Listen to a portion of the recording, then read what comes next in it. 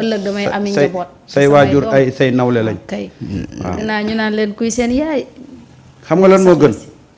sa doom daf la war a fan ci ay valeur sa doom daf la war a def héros ci ay valeur waaw gis nga yooyu c'est important. Seydina Ly ñu wax ci li nga xamante ni moo jëm ci mbirum LONASE ak Toussaint Manga mi nga xamante ni gis nañu rapport bi daanaka fës na léegi ci 100 millions yi nga xamante ni xaatimoon na ko ak groupe Futur Média donte nag mbir mi dañu ko séddale ci ñetti pàcc muy 50% ci début bi signature bi ci après 6 mois yi ñu def 25% fin contrat bi 25%. alors li jaaxal ñëpp mooy Toussaint daf ko signé ba mu neex ko mu dellu ni résilier na ko alors.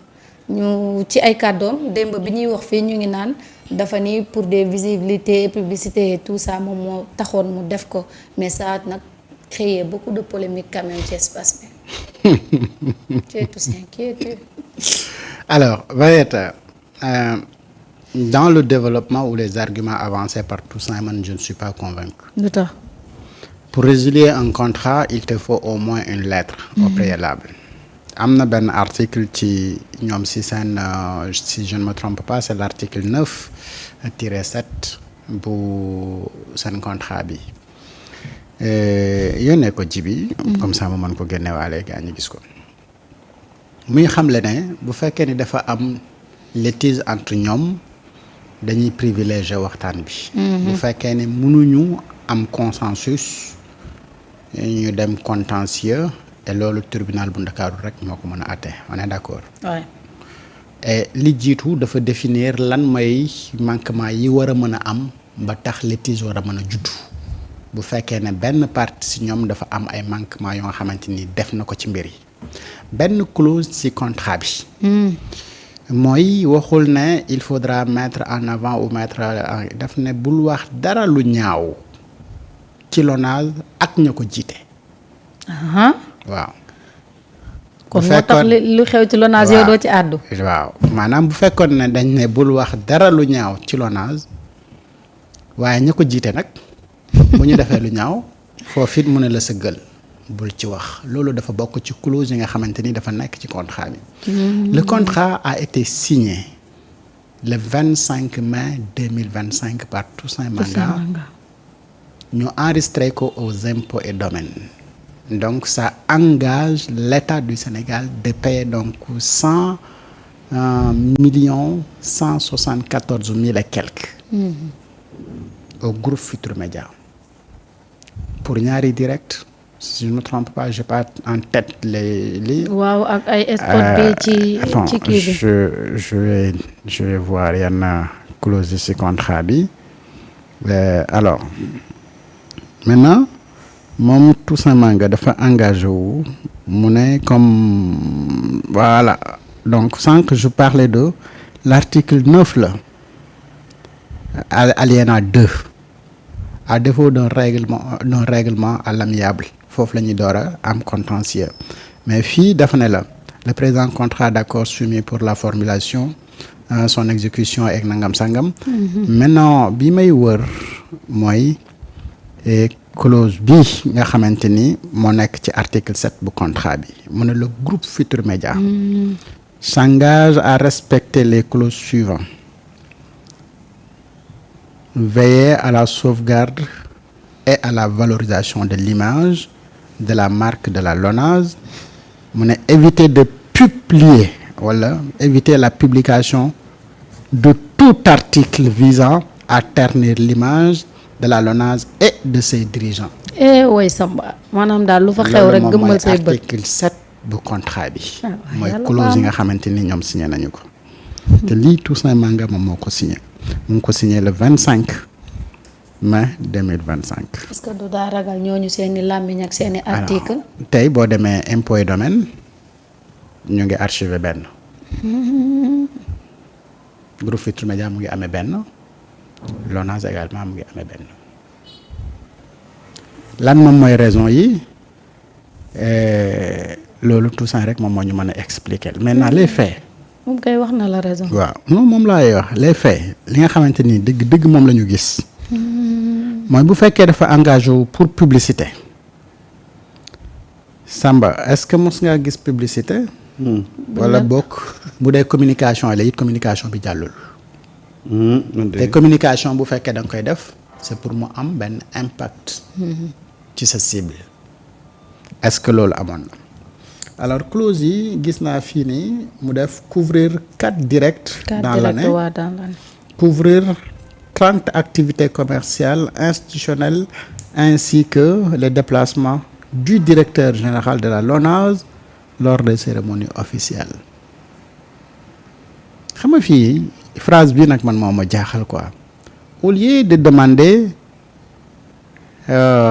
au groupe Futurs Médias de se déplacer pour les activités de la LONASE mais c'est les activités officielles yu nga xamante ni le directeur général moom moo koy war a def. Donc s'il n'y a pas la présence du directeur général donc le groupe Futurs Médias n'a pas l'obligation de se présenter ci foofu. mu nekk lu nga xamante ni indi na indignation nit yu bëri. le pourquoi mu indi indignation nit ñu bëri parce que dañu jàppoon ni véritablement ñi porter projet bi mais ala kulli haal man jàpp naa ne ñi porter projet bi c'est-à-dire ñi xam lan mooy amu projet bi yëf yu mel nii ñoom duñ ci nekk. bugguma nag wax le parcours politique de Toussaint Manga. et boo xamoon démb ñu nekkoon UJTL tey boo demee LONASE nga gis ña fa nekk di nga xam ne fii nag saf na sàpp waa UJTL. lii moom mooy li factuel. Serigne Saliou avait alerté de. tey de am na dëgg ci kaw ñëpp. oui. ba muy wax kenn dégluwu ko. on nous signale que du groupe Futurs Médias rek déedéet am na ñeneen. y a d'autres yu nga xamante ni lañ lay wax ne loolu la ñu signé ci contrat à la LONASE pour publicité ak yu mel noonu et pendant ce temps mais des gens se débrouillent moo tax man je ne comprends pas pourquoi fan yii la ñu génn mais groupe Futurs Médias doon yuuxu. waaw xaalis bi fu ñu ko dugal parce que fii dañ ne 600 et quelques millions yi la LONASE s'engage à te payer 50% de la somme à la signature ça veut dire donc groupe Futurs Médias encaissé na 50 millions yu tegas lëf mu ngi ci seen poche le 25 mai nga ko signé tey nga ni résilier nga ko alors bu fekkee résilier nga ko tey ça veut dire donc fay nga 6 mois d'activité yu nga xamante ni donc suñu xaalis na nga ko groupe Futurs Médias jëlal te bul def liggéey bi tout ça kenn nga yëpp. D'accord. Au lieu de nous convaincre sur la pertinence de pourquoi le choix sur groupe Futurs Médias mais tu essaies de nous convaincre ci benn argument bu nga xamante ni da nga ne non mais nañ ko lii et en plus bi nga ñëwee dañ la ordonné woon d'arrêter tous les contrats tu l'as fait de façon illégale des gens comme ñun par exemple on te dit rien tu as résilié tu as le droit peut-être la situation du pays ne te permet pas mais pour ta communication ou au moment où le gouvernement te demande de suspendre lépp luy convention lii nag mooy tayal xelu ñu bëri ne Toussaint def na lii est-ce que feneen amul leneen lu fay xewlu nit ñi xamagul donc mbir yi am na lu nga xamante ni mu ngi lëndëm te yooyu di lëndëm la ñu bëgg moom muy leer parce que dañu ne dañuy indi rupture nag mooy lépp li nga xamante ni gaañu ñoo ngi foon di ko def ba nga dindi ko kuy def lii nag mënoo toog mukk di ñaawlu la ñaa xarañ démb doon wax waaye amoon naa LONASE 10 millions amoon naa AIBD 10 millions amoon naa CDC 5 millions et en somme il a 50 millions par année oui toi tu signes 100 millions pour un groupe et que c'est pas le seul groupe am na plusieurs dafa bare ci jamono ji ñuy redresser réew mi nag oui et man dama am yaqin ne lii ak gravité bi mu am des mesures moom gaañ dinañ ko ci jël yenn saa yi nag ñun fii la ñuy toog di wax diw na muy doxee dalul suñu xel ñenn ñi tëb rek ne la ëpp du dëgg question bii ne dama mës a gis ku ko posé ci benn groupe am ko fa dugal information bi CRD 50 Samba aussitôt après am ku jóg ne ko c'est faux démb moi j'ai remis les contrats j'ai posé la question ba tey ba sànq tontuwul. d'accord. ana lan moo xew. lii nag Biram Khoudia doon wax fii jàpp naa ne loolu dëgg la doomu ñeenteel bi doomu ñeenteel bi et man dès le début très au début sax dama waxoon ne ay erreur politique buy am dans Pastef mooy yenn direction yi kenn waru ko responsabiliser allié wala militant bu mujjee ñëw ci parti bokkoon na ci li ma waxoon AIBD bokkoon na ci li ma waxoon LONASE bokkoon na ci li ma waxoon CDC bokkoon na ci li ma waxoon port autonome de Dakar ministère de l'intérieur et de la justice. d'accord. dama ne woon yii moom. ëpp na parti nekk au pouvoir di jël alliéem wala ko nga xam ne moom mujjee ñëw ci parti di ko jox. da ngay ñëw jël ñi nga xamante ni dañu xam yéen lan mooy cëslaay lan mooy fondement wu li ngeen yor ngeen jox ko direction yooyu noonu ñoom ñu gérer ko piloter ko. d'accord. su dul loolu rek. day indi beneen. monsieur alors jàngal man rapport, ouais. wax nañ li ñuy wax yëpp ci Toussaint c'est vrai Toussaint n'a qu'à venir expliquer wu s'il y a des mesures à prendre na ko gouvernement wala état bi jël le plus rapidement possible mais man dafa am au-delà de ça benn préoccupation. mais bon.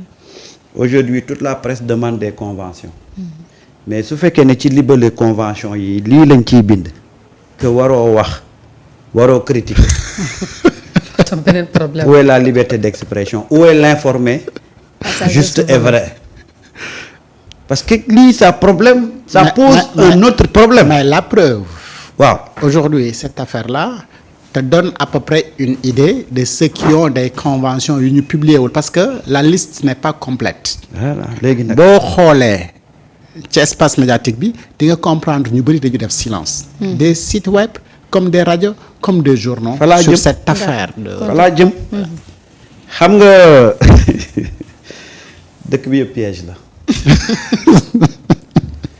dëkk bi yëpp piège la tu as raison. gis nga tey dafa génne benn faille au niveau de la presse que ce slogan informé juste et vrai ça varie selon la tête du client te loolu man dama ci xoolal dama ko dund xam ko doon xaar bés bii ñëw dama mos a am benn responsable politique muy xëccoog benn ministre benn zone dans le Fouta muy def conférence de presse ma woote ci benn organe de presse ba ma leen ko waxee ñu ne ma ah non ñun mënuñu couvrir kooku parce que ki muy attaqué walla ki muy xeexal parrain la ci groupe bi donc kenn du ko laal parrain la fi kenn du ko laal xam nga tey comment on peut être libre exercer librement notre métier ah di def ay convention ah ak li ñu dëxëñ ci lever la convention bi est-ce que on peut faire notre travail librement et sérieusement déedéet. ah déedéet dañuy tëj sa gémmiñ. parce que nag au-delà de l'affaire Toussaint il y a une question qu'on doit aujourd'hui mettre sur la table te nii la organe de presse yi doon dundee waaye LONASE du la jox xaalisam ngay koy xas port du la jox convention nga koy xas beneen kër du la jox convention nga koy xas tey lan moo tax ba dañoo bi ñu yegsee fii la ñuy doog a nangoo wax ci waxu poste te pourtant ñun ñii ñëpp presse bi xamoon nañ problème mu poste mais on en a jamais parlé lan moo fa jaar convention yi ñoo fa jaar wala léegi nan nga bëgg a nekkee ne yow da ngay nekk une presse juste ba pare di dépendre ci ay convention alors que ci biir libellé convention yi dañ naan la bu ma attaqué bul wax lu ñaaw ci man ah waaye léegi fu ñu jëm ah kenn xamul. ah kii patt rek li ñu naan mouvement moom. ndax problème bii dafa soulever beneen problème dans le problème plusieurs parce que gis nga affaire Toussaint bii ça appartient maintenant à l'État ou ñi ko fal ñu jël tirer ci toutes les conséquences waaye nag nañu xool nag léegi convention yi bu fekkee ni convention bu ñu la jox libellé boobu lañ cay dugal bu ma xas bu ma saaga bul xool lu ñaaw ah nay rafet rek dee ma ragg rek. nay rafet rek waaw fu ñu jëm ah. ana suñ informé juste et vrai. mu koy kon daal informé juste et vrai bi dafa am fu ñu koy féetale. mooy li waa ji waxoon rek mooy en réalité. waaw sénégalais bi bañul ko sàcc. mooy que ni même presse bi aussi. bañul nga def ñaawteef. voilà mais tuuf ko rek boo ko tuufee mu sëgg. waaw mu ngoog. mais nag convention yi mën nañ ko signer organe sans pour autant mu am bii clause quand même. ay bu wax dara lu ñaaw xam nga bu si vous vous rappelez man xam nga damay déglu Ousmane Sonko et je l'entends waxoon na fi ne arrêtez les conventions yi ngeen di jël di mettre en valeur seen personnalité. waaw parce que lii de sa bopp rek ngay mettre. mais mettez en valeur les activités de votre département. alerté woon na leen arrêtez de mettre en valeur yéen seen jëmm amul solo. wallaay amul solo. liggéey bi ngay liggéey ca fa nga nekk looloo am solo. fexeel nga valoriser loolu. waaye bu fekkee ni yow bu randonnée pédestre amee sax ñëwal mais directeur bi ngay filmer na muy takkee dàll yi ak na muy nangam sangam na muy génnee yan lay lii yan action lay def au lieu de mettre en avant activité bi importance bi mu am mais il y a un problème. et yii moom moo fi am. et qu'on se dise la vérité ku wéet xam sa bopp. bu fekkoon lu objectif la c'est-à-dire nga ñëw def tri ne je veux de la visibilité je sélectionne les organes yi gën a lii nga am sa seggukaay nga segg. nga jox ko ñi nga xamante ni kenn du kaas kenn du wax ne ñi amuñu mérite bi parce que tu cherchais de la visibilité mais jël xaalisu contribuable bi mais di ko dilapider comme ça. mais ça c'est inadmissible yokku ci ay clauses yu nga xamante ni da nga naan bul ma xas bul xool lu ñaaw ci man boo gisee image bu ñaaw ci man bul ko publier. waaye mun ngaa xas gouvernement bi. et la preuve tey c'est un scandale. mais ce qui est grave c'est-à-dire que yow bul ma xas. waaye booy xas gouvernement bi ma bokk. y a pas de problème. ça veut dire que kon yow sa bopp rek la ñor. mais voilà le problème fondamental qui se pose aujourd'hui c'est-à-dire que yow tey. sa bopp nga jiital équipe bi nga nekk bu ñu koy xas c'est pas ton problème gis nga cette situation là beaucoup de gens dañ ci war a gêner wu au-delà de Toussaint et de la LONASE tey en tant que maison de presse ñun on doit vraiment être très gêné par cette situation là. parce que tey ñu ngi doog a comprendre ne ba Macky di fi rey di torturer lan moo taxoon nit ñi ne pataaral. kenn waxul c'était l'effet des conventions. ñu di teg ay musique. il faut se poser la question les conventions ci yan critères lañ koy joxe. parce que suma waay la suma gaan la léegi nag xam nga lan la dañoo bëgg a defar convention yi nañu wut ni nga ko waxee léegi benn structure boo xam ne fa lañ koy centraliser. en fonction des critères de performance ñu koy joxee noonu waaye dootul nekkati xariti diw nga wala connexion diw nga.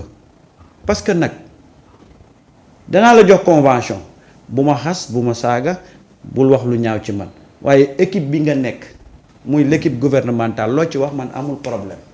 waaw l'essentiel mooy bul ma wax. yow daal sa image la ñor. waaw xam nga bi fii sëñ Saliou Guèye génn di alerter. wallaay dama ne woon Toussaint génnal leeral ñu. parce que Serigne Saliou que je connais.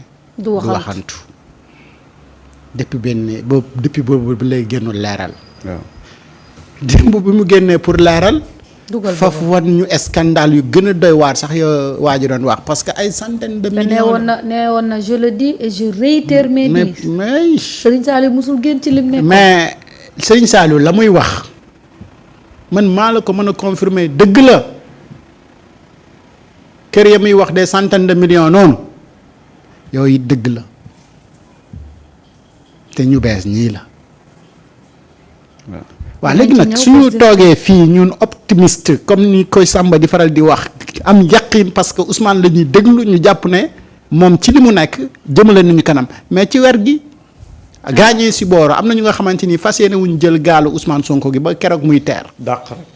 kese ñoom dañoo bëgg a profité ci mbir yi tibb la ñuy tibb tëmb dem seen yoon. fii ku fi tibb demee doo tëmb. mais lii yëpp xam nga lan moo ko indi. lenteur de la justice. ku mënul régler ñooñuy Macky Sall ñi nga xamante ni faroo woon ak ñoom. say ñooñ donc bu ñu defee kañ ngay régler seen yëf. ndey mu mbir bi gaawoon ngay def ay réduction de compte yu gaaw yow mii nga xam ne yaa ngi gérer di nga xam ne attention tooxi duna nag bu ma ko fi def moom yar bi gaaw dal sama kaw tout ça ñun on veut ta réussite aujourd'hui nous sommes gênés peinés de voir qu'il y ait des scandales pour des gens yoo xamante ni ñun dañu jàppoon nañu jub lañ dañuy jubanti mais dañuy wax jubal jubanti yow tu viens tu n'es pas dans le jubal jubanti et pourtant bërki dem moo njaay la fi caat doon poser question ne affaire LONASE ngeen nëppal mais ne serait-ce que pour répondre correctement mais tu ne devais pas faire ça mon cher Toussaint xaalis Sénégal bi ngay tuuse loolu si fu mu tegu ak ci lu mu tegu. parce que gars yi man dama jàpp ne daal gars yi man dama jàpp ne sax ñu inconscient man parce que am na yoo xam ne moom saa yi seen nii le contexte nii c'est-à-dire que y a rien qui l'explique. am na yeneen groupe yu ñu may tudd yooyu gisuguma seen contrat yi ajaratu laal ko kafe rek ndànk waaw léegi ña ñuy tudd noonu bu fekkee ni ñooñu en réalité